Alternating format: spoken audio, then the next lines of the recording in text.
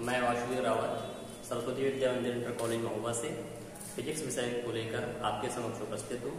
Corona जैसी इस महामारी के चलते आपकी क्लासेस कंटिन्यू नहीं हो पा रही हैं, जिसके लिए शासन के आदेश से और विद्यालय स्तर पर हम सभी लोगों ने ऑनलाइन क्लासेस की व्यवस्था प्रारंभ की है, जो आपके समक्ष प्रेषित की जा रही है। आपको समझाया जा रहा है। आपको जहाँ भी कोई दिक्कत समझ में आए, आप कमेंट करके या कांटेक्ट करके हमसे पूछ सकते हैं। आपकी समस्या का समाधान किया जाएगा। आज आपका इंटर का पहला लेसन है वैद्युत आवेश एवं वैद्युत क्षेत्र। इसके बारे में डिस्कस किया जाएगा कि आखिर वैद्युत आवेश और वैद्युत क्षेत्र क्या होता है। तो सबसे पहले इसमें आपका पहला टॉपिक आता है कि वैद्युत आवेश क्या होता है। ठीक है, इंग्लिश में बोला जाता है इसको इलेक्ट्रिक चार्ज। तो चार्ज क्या होता है, एक आपको एग्जाम्पल के थ्रू पहले हम बताना चाहेंगे। पुराने जब बचपन में हम लोगों ने देखा होगा कि कोई विद्यार्थी कोई पेन लेता था और उसको बालों में रगड़ता था, और उसके बाद अगर वो कागज के छोटे छोटे टुकड़ों के पास लेके जाया करता था तो वो टुकड़े उस पेन की ओर आकर्षित होते थे। तो उस समय बच्चे कहा करते थे ये मैजिक है। ठीक है, लेकिन ये वास्तव में मैजिक नहीं होता, ये एक आवेशन की क्रिया होती है। ठीक है, जिसके द्वारा जो हमारा पेन रहता है वो कागज के टुकड़ों को आकर्षित करता है, और वह जो क्रिया होती है वो वैद्युत आवेश से ही आपकी उत्पन्न होती है। आइए अपने वैद्युत आवेश के बारे में समझते हैं। तो वैद्युत आवेश द्रव्य का वह गुण है जिसके कारण वैद्युत और चुंबकीय प्रभाव उत्पन्न किया जाता है या उसका अनुभव किया जा सकता है। फिर एक बार आप समझेंगे, जो वैद्युत आवेश होता है, ठीक है, जिसको अपन लोग क्यू से व्यक्त करते हैं, वह है, ठीक है, द्रव्य का वह गुण है। द्रव्य आपका कुछ भी ले सकते हैं, कोई भी पदार्थ हो सकता है। वह गुण है जो वैद्युत यानी इलेक्ट्रिक फील्ड आपकी, ठीक है, और मैग्नेटिक फील्ड दोनों को उत्पन्न कर सकता है और उसका अनुभव कर सकता है। ठीक है, अब आते हैं इसके बाद कि आपके वैद्युत आवेश के प्रकार कितने टाइप होते हैं। तो वैद्युत आवेश जो होता है वो आपके दो प्रकार का होता है मुख्यतः। पहला होता है आपका धनात्मक आवेश। धनात्मक आवेश यानी पॉजिटिव चार्ज, पॉजिटिव चार्ज। अब बात करते हैं कि धनात्मक आवेश क्या होता है। ठीक है, धनात्मक आवेश क्या है, जैसे दो चालक हमारे पास हैं, एक चालक ए ले लिया हमने और दूसरा चालक क्या ले लिया, आपस में बी ले लिया हमने।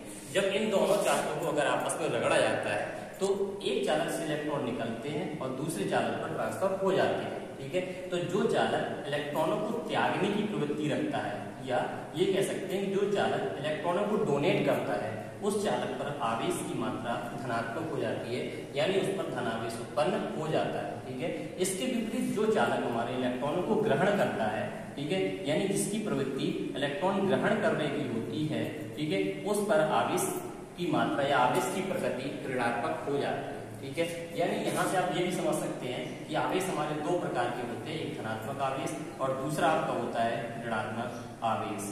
ठीक है, ऋणात्मक आवेश।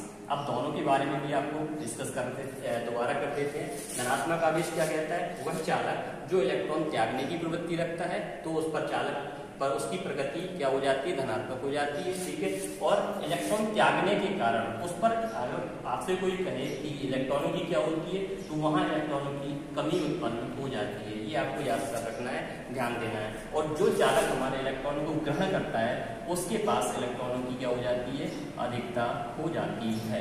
ठीक है, यानी अब आपको केवल अगर समझाएं कि धनात्मक आवेश क्या होता है, तो वह चालक जो इलेक्ट्रॉनों को त्यागने की प्रवृत्ति रखता है, उस पर आवेश की प्रगति धनात्मक होती है। और ऋणात्मक आवेश अगर हम आपको समझाएं, तो वह चालक जो इलेक्ट्रॉनों को ग्रहण करने की प्रवृत्ति रखता है, तो उसकी प्रगति ऋणात्मक आवेश होता है, या उस चालक पर आवेश की प्रगति ऋणात्मक होती है। अब यहीं पर आपको आगे चलते हैं। आपका टॉपिक आता है कि आवेश के कुछ विशेषताएं होती हैं, कुछ मूलभूत गुण होते हैं, तो उसके गुण क्या हैं। तो आते हैं आवेश की विशेषताएं या आवेश के गुण।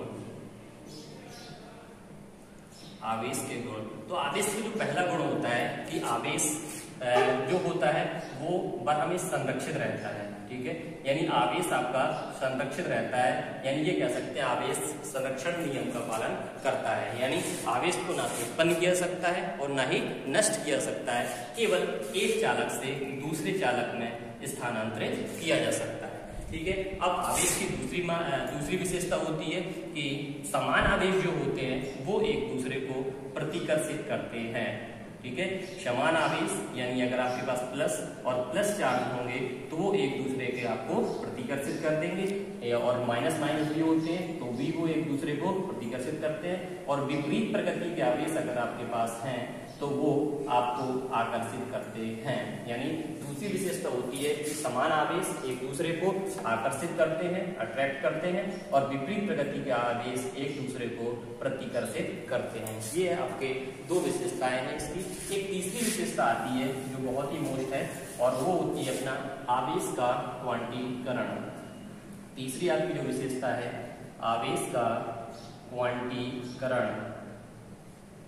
अब बात करते हैं आवेश का क्वांटीकरण क्या होता है या क्वांटाइजेशन ऑफ चार्ज क्या होता है। तो देखते हैं कि जो इसकी डेफिनेशन अगर हम लेके चलेंगे तो क्या होती है कि प्रकृति में किसी भी चालक पर उपस्थित आवेश अपने मूल आवेश का पूर्ण गुणक होता है। यानी कहने का मतलब है कि कोई भी चालक हमारे पास प्रकृति में है तो उस पर कम से कम उसका मूल आवेश तो होगा ही होगा। अब मूल आवेश की बात करते हैं। मूल आवेश क्या होता है, तो मूल आवेश से तात्पर्य है इलेक्ट्रॉन के आवेश से।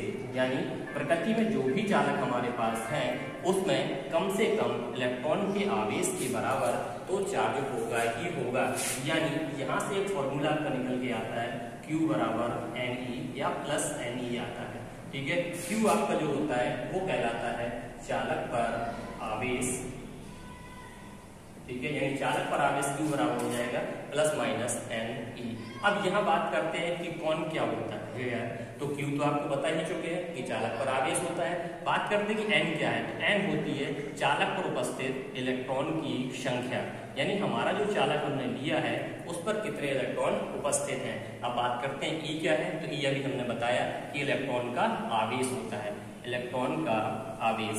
और इलेक्ट्रॉन का आवेश कंफर्म होता है, इसकी वैल्यू ये होती है 1.6 10⁻⁻19 कूलम। यानी हमारे प्रकृति में जो भी चालक हमारे पास लेंगे, जो भी पदार्थ हम लेंगे उस पर कम से कम 1.6 10⁻⁻19 कूलम का आवेश तो होगा ही होगा, और उसका पूर्ण गुणक होगा। यानी पूर्ण गुणक स्थान पर n बराबर 1 2 3 आपका कुछ भी हो सकता है, ठीक है।